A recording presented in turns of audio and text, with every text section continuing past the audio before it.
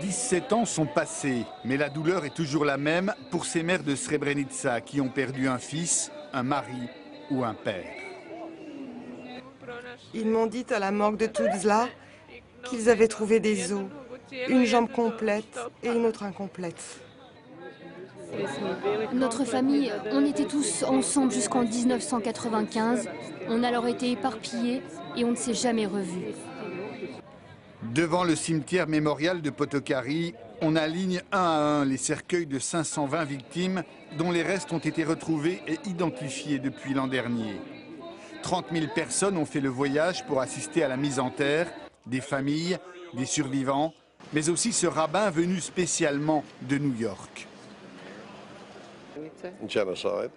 Je suis ici pour marquer ma solidarité avec les familles des victimes du génocide de Srebrenica. Je suis passé par là, je sais ce que ça veut dire de perdre les siens. C'était le 11 juillet 1995. Les forces bosno-serbes prennent le contrôle de Srebrenica, avec à leur tête le général Mladic.